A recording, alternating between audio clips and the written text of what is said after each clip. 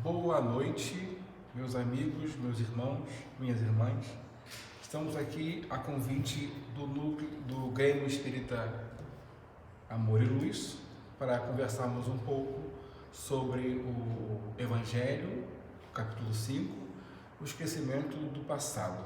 Mas antes de nós começarmos, vamos ler uma página e logo em seguida faremos a prece. A página é do livro Pão Nosso, psicografia de Francisco Cândido Xavier, Chico Xavier, e pelo Espírito Emmanuel. A lição número 80, o não e a luta. O versículo está em Mateus, capítulo 5, versículo 37.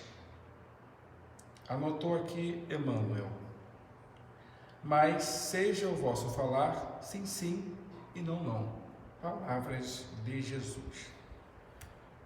O não e a luta. Ama de acordo com as lições do Evangelho, mas não permitam que o teu amor se converta em grilhão, impedindo-te a marcha para a vida superior. Ajuda a quantos necessitam da tua cooperação, entretanto, não deixes que o teu amparo possa criar perturbações e vícios para o caminho alheio. Atende com alegria ao que pede um favor, contudo não cedas à leviandade e à insensatez. Abre portas de acesso ao bem-estar, ao que te cercam, mas não ouvides a educação dos companheiros para a felicidade real. Cultiva a delicadeza, a cordialidade, no entanto, se leal e sincero em tuas atitudes. O sim pode ser muito agradável em todas as situações, todavia, o não, em determinados setores da luta humana, é mais construtivo. Satisfaz a todas as requisições do caminho. Satisfazer a todas as requisições do caminho é perder tempo e, por vezes, a própria vida. Tanto quanto o sim deve ser pronunciado sem senso bajulatório, o não deve ser dito sem aspereza. Muita vez é preciso contrariar para que o auxílio legítimo se não perca. Urge reconhecer, porém, que a negativa salutar jamais perturba. O que dilacera é o tom contundente no qual é vazada. As maneiras, na maior parte das ocasiões, dizem mais que as palavras. Seja vosso falar, sim, sim e não, não. Recomenda o Evangelho. Ninguém precisa, para concordar ou recusar, todavia, ninguém precisa ser de mel ou de fel. Bastará lembrarmos que Jesus é o Mestre e o Senhor, não pelo que faz, mas também pelo que deixa de dizer. Vamos agora, uma vez lida a página, introduzindo o nosso tema, passamos à prece. Senhor Deus de amor e de bondade, aqui nos encontramos com a espiritualidade amiga e superior, que sustenta e orienta os trabalhos do Grêmio Espírita Amor e Luz, e sob essas bênçãos, Senhor, desses irmãos e irmãs que nos acompanham, que nos orientam os passos, os pensamentos e ações, daremos início ao nosso estudo desta noite, certos de que, Senhor, os nossos pensamentos, uma vez conectados com deles, poderão alcançar os corações dos participantes e certos também, Senhor, que as palavras aqui ditas e pronunciadas serão inspiradas por estes irmãos que estão, por sua vez, conectados com o pensamento do Cristo.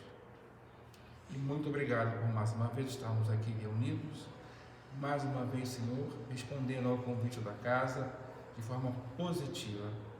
Ser conosco, hoje e sempre, e permaneça conosco, Senhor, em nossos pensamentos, em nossas ações, em nossos sentimentos. Que assim seja. Pronto, meus irmãos e minhas irmãs. Uma vez feita a prece, lida a página, a gente amplia as nossas conexões e isso torna muito mais propício uma aproximação dessa espiritualidade. Lembrando que a nossa casa tem o amparo, tem por guia, mentor, João Batista, e o tema tem uma relação muito forte com João Batista.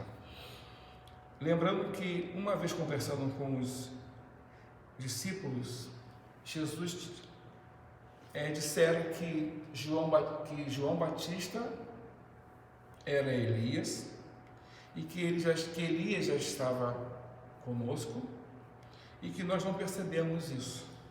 Então Jesus ali fazia uma clara referência a Elias, a um dos profetas do Antigo Testamento.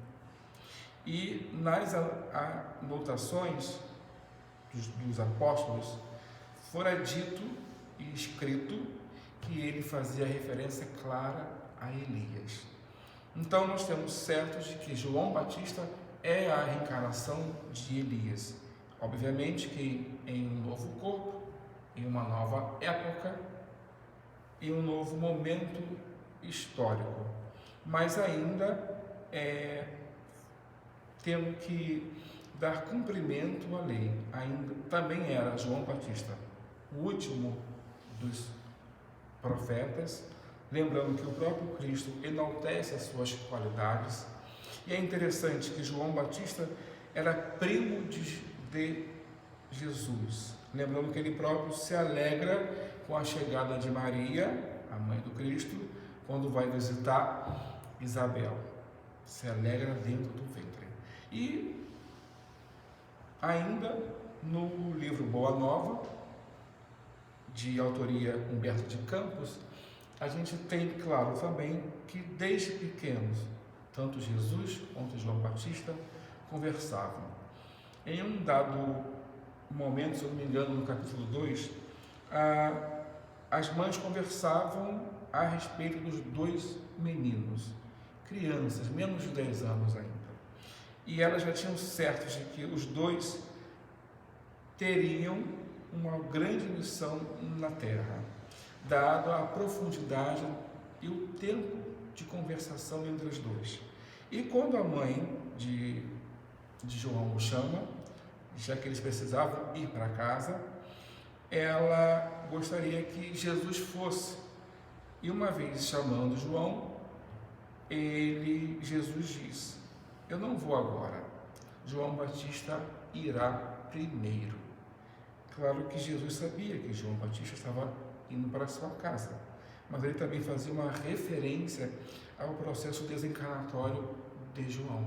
João desencarnará tempos depois, antes da crucificação do Cristo. Mas fica uma indagação nossa: por que esta introdução, uma vez que o tema é esquecimento do passado? Jesus, João Batista, o que isso tem a ver? Qual é a relevância desses casos? É porque, se João era Elias, por que ele não se recordava? Né? Por que não foi lícito ele saber do que é aquilo que ele fez? A gente sabe que Elias fez passar pela espada, né, após uma aposta vencida, umas traduções nos falam de 400, outras 450, os profetas de Baal. O que nós sabemos era que era um número expressivo. Automaticamente, isso nos leva a pensar: mas será então que lembrar desses fatos seria um tanto incômodo na nova e na atual existência de João Batista? Nós sabemos que sim. não só no caso de João Batista, mas também como no nosso caso. Imaginemos nós aqui com uma clareza do pensamento, desse conhecimento, desse vasto passado nosso, por exemplo, sabendo que aquele pai, o meu pai, for aquele a quem eu assassinei, né? E que a minha mãe teria participado também daquela morte. E naquele momento passado éramos um grupo de criminosos. Hoje nós estamos no grupo familiar. Ele o pai, ela a mãe e eu o filho. Quando eu trago esse exemplo, eu também não deixo de fazer referência ao que está no Missionários da Luz, lá no capítulo 13, também no 12, quando nós vamos conversar sobre Segismundo, quando André Luiz nos apresenta o processo reencarnatório de Segismundo. Fica muito claro ali também o porquê que Segismundo não teria acesso a esse passado. Bom, ele vai reencarnar. É um novo momento, uma nova época. Bem anos depois.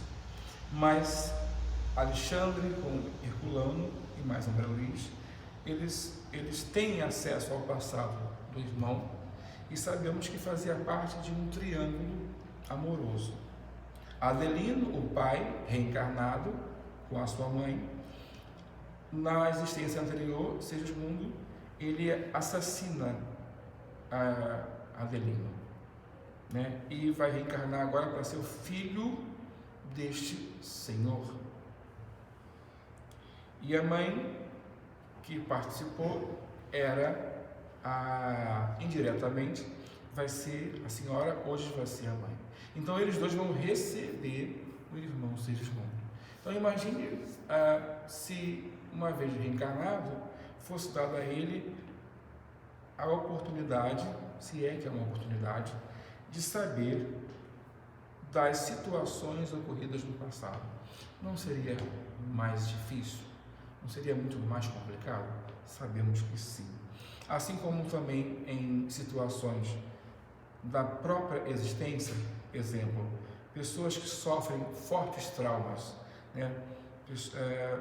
Exemplo, pessoas que passaram pela situação terrível, que foi a do estupro, né? Ou seja, uma violência tamanha que muitas não querem lembrar, se recordar, tentam apagar. Tamanha foi a força daquele trauma. Então, lembrar desses fatos poderiam ocasionar uma situação complicada na atual existência.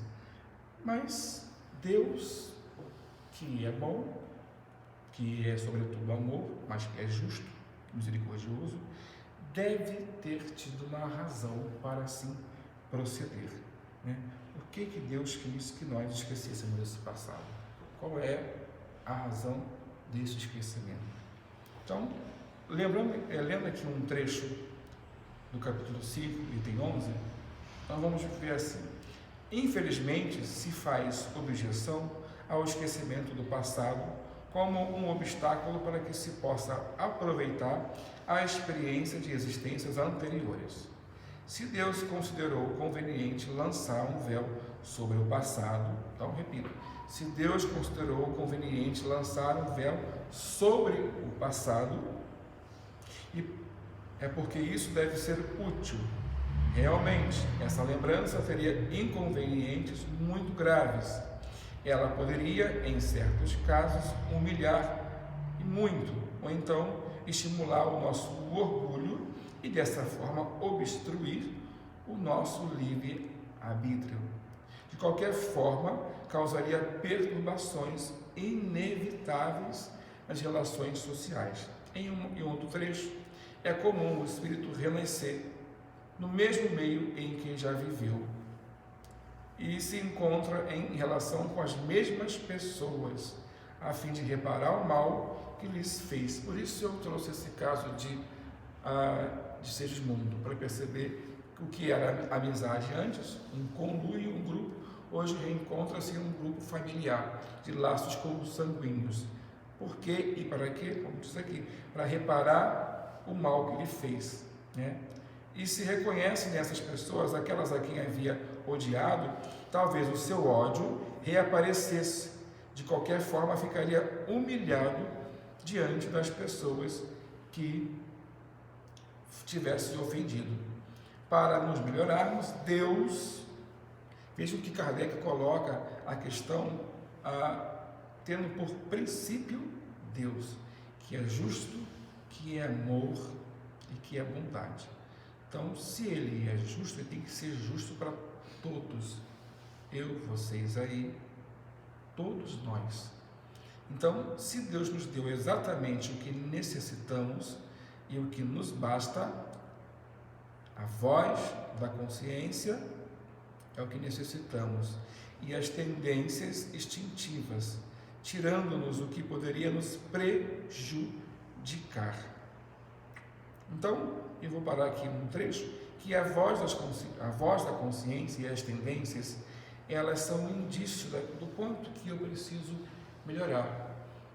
Se não me falha a minha boa memória, nas questões 391, 392 e 393 de O Livro dos Espíritos, nós vamos lá estudar sobre as tendências instintivas, né?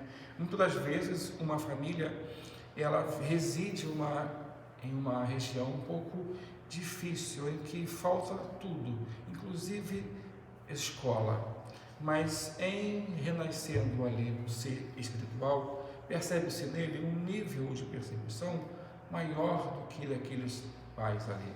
Alguma coisa que parece até contraditório. Como pode um ser que renasce de pessoas que residem num local X, já que o nosso preconceito nos leva às vezes a criticar, né, ou falar mal, como no ditado popular, né? Terrível, mas é um ditado. Filho de peixe, peixinho é. Né? E da mesma forma, se isso se aplicava ao Cristo, será que de Nazaré sairia alguém bem? Filho de um carpinteiro, filho de uma Maria, que quase ninguém conhecia, de uma mulher comum, será que poderia sair coisa boa? Então, a diferença é que o Cristo é um ser superior, é o guia, é o nosso mestre, mas num caso comum não. Então, o que é que se percebe nesses irmãos e irmãs? É justamente a voz da consciência. Muitas das vezes, os erros cometidos ontem, nós teremos que reparar esses mesmos erros. Mas como já há um lastro de experiências, a voz da consciência já intimamente nos revela: olha, você já fez isso ontem, reflita mais um pouquinho, repense mais um pouco. E daí que ele para, e daí que ele repensa, que ele vê por outros ângulos, né? E as tendências instintivas, aquilo que normalmente nós temos dificuldade de deixar de fazer, né? Muitas das vezes a criança já apresenta aqueles instintos, por exemplo, em uma palestra muito interessante do Divaldo Franco, quando ele fala que um netinho, já desde pequenininho, gostava de chutar a canela do vovô. E deve doer, né? Porque chutes na canela dói bastante. Mas, no desenrolar desse estudo que o nosso querido Divaldo faz, a gente entende de quem é aquele espírito ali, por que daquelas tendências instintivas de bater, de beliscar, e por que somente naquele avô, né? Porque o avô, em uma outra existência, fez muito mal àquele menino. Então havia uma intuição de que aquele avô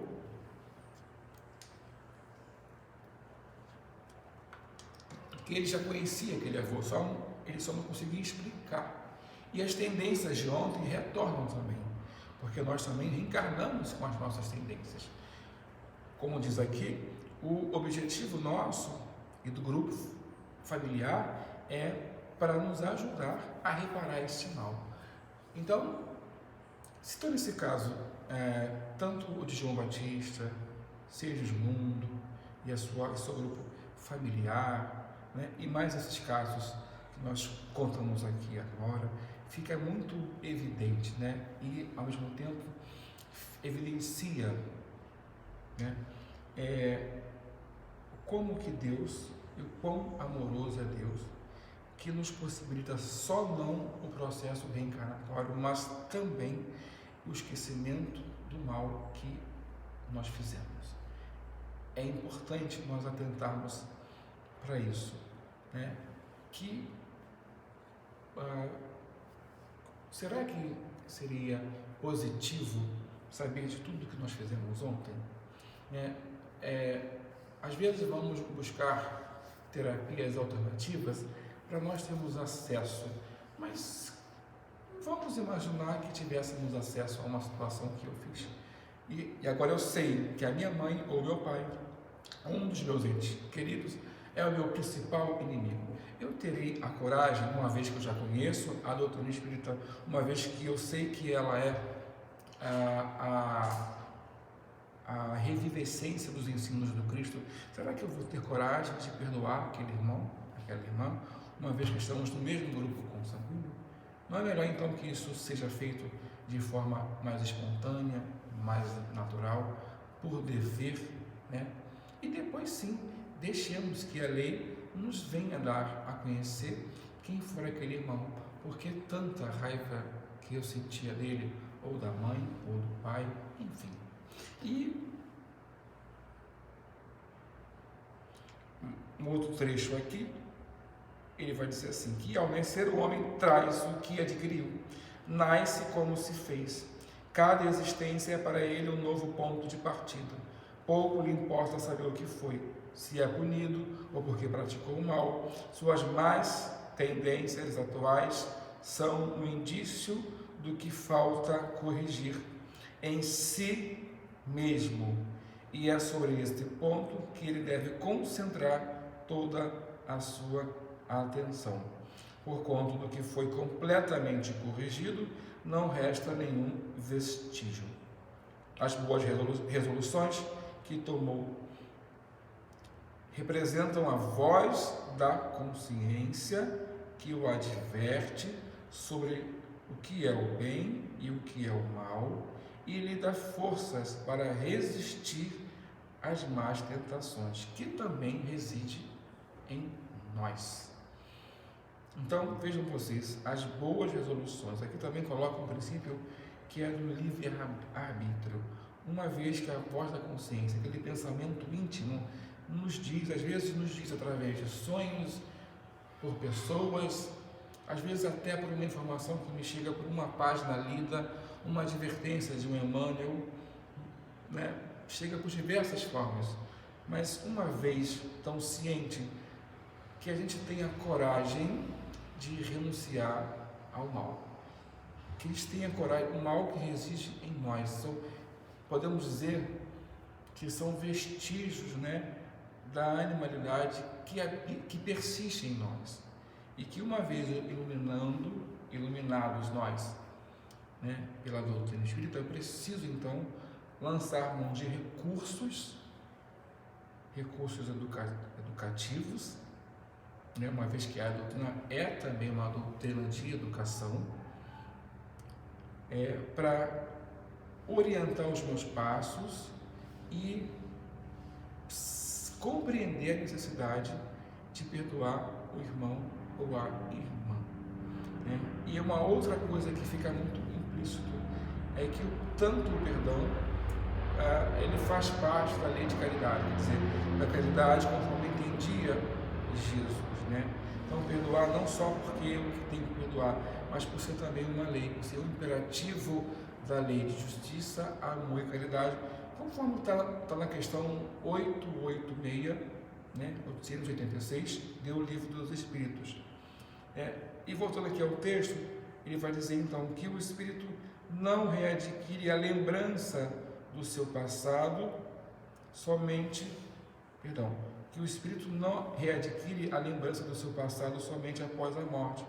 Pode-se dizer que não a perde jamais, pois a experiência prova que mesmo encarnado, durante o sono do corpo, o espírito desfruta de uma certa liberdade e tem a consciência dos atos anteriores. Uma vez que eu me vejo livre desse corpo físico, que é temporário,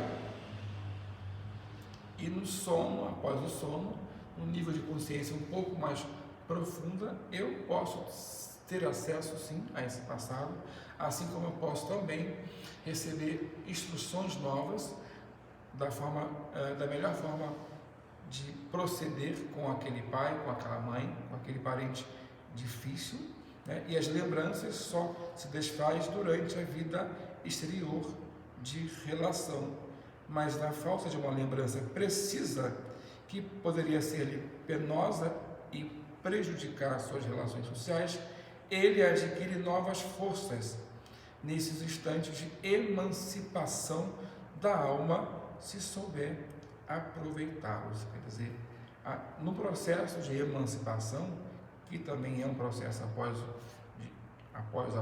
o sono, né, a gente adquire força sim. Isso o André Luiz tem vários exemplos, ele nos dá a conhecer vários exemplos de espíritos que precisavam de um esclarecimento maior acerca da sua relação com seus parentes difíceis, e eles acordam fortalecidos, né?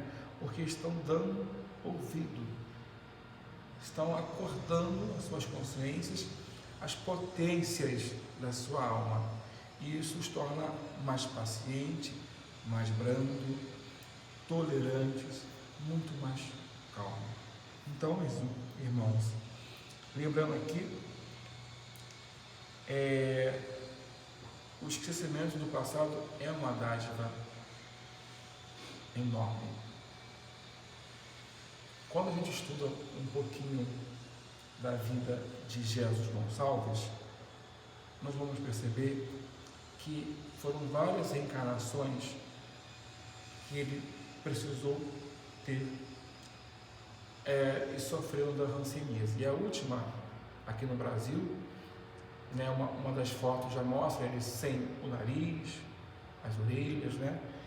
Mas foi a reencarnação onde ele percebeu o valor das aflições, ele percebeu o valor da doutrina espírita, que o ajudou a compreender o sentido do sofrimento e a própria razão da existência, o porquê do sofrer, né? Entendendo questões básicas, que, bom, por que sofremos o ser às vezes sofre desde pequenininho, né? Às vezes ele já renasce em um corpinho que o vai dificultar, por exemplo, a andar, a caminhar, a falar, a ouvir, né?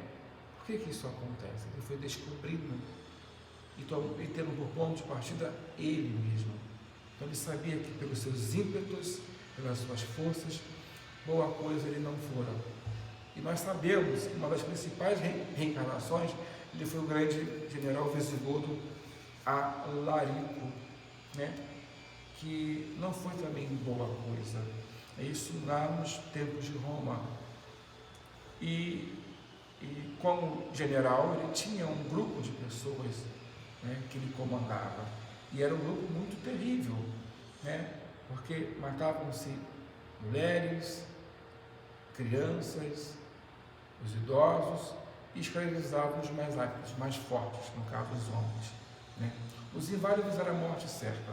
Então vocês pensam só, isso eu estou resumindo aqui, de forma bem resumida mesmo, mas para nós entendermos, imagine esse irmão tendo consciência clara do que ele fez, né, do que fizeram. Isso não ia ser bom. Talvez dificultaria esse equilíbrio que ele obteve na sua última reencarnação.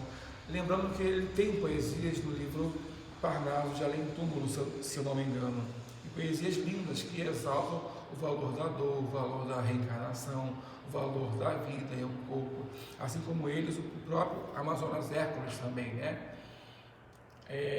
Nós vamos ver que são espíritos com uma capacidade intelectual grande, né? Mas que pelo sol amoroso e clarificador da doutrina, eles foram se dulcificando, né? Se tornaram muito mais amorosos, mais compreensivos e aprenderam a conviver com as suas dores. Então, isso tem relação com o esquecimento do passado? Sim, porque se Deus é bom, se Deus é justo, se Ele é sobretudo amoroso, então Ele sabe o que é melhor para todos nós, né? E lembrando que a Terra é um mundo de provas e expiações, está transitando para o mundo de regeneração. Quer dizer que na Terra ainda habita espíritos difíceis, né? Isso está muito evidente, né? Porque informações não faltam a esse respeito. Então imagine todo esse povo, né? Quase 8 bilhões, tendo acesso a esse passado. Se eles sem acesso já causam a confusão, imagine com o acesso. Então Deus é justo, Deus é bom, Ele é amoroso, Ele sabe perfeitamente o valor disso. Eu quero aqui me despedir. Nós estudamos aqui o capítulo 5, o item 10 do Evangelho, 11, aliás, esquecimento do passado. Quero agradecer a paciência de todos vocês e pela atenção, e que esse estudo possa, de alguma forma, nos tocar mesmo no nosso ser, os nossos sentimentos, e nos provocar reflexões acerca do valor da doutrina espírita nesse momento pandêmico, né? A importância que ela tem em nos acarretar um comportamento muito mais sereno, muito mais reflexivo e voltado para as lições do Evangelho que nos solicitam o tempo todo: simplicidade, serenidade, amor, principalmente amor, vai ser um dos elementos vitais para a gente passar por esse instante difícil, né? Sem perder o ânimo. Fiquemos em paz, que Deus nos abençoe e graças a Deus. Vamos lá. Senhor, aqui nos encontramos nesse momento e demos início ao estudo e, sob a sua inspiração, desenvolvemos de forma simples e encerramos, Senhor, da mesma forma, de forma simples, agradável, certos de que, Senhor, recebemos o amparo da espiritualidade e que vem nos renovar os nossos ânimos e nos encher de paz no nosso coração. Só temos a Ti a agradecer, Senhor, por tantas dádivas que agora recebemos.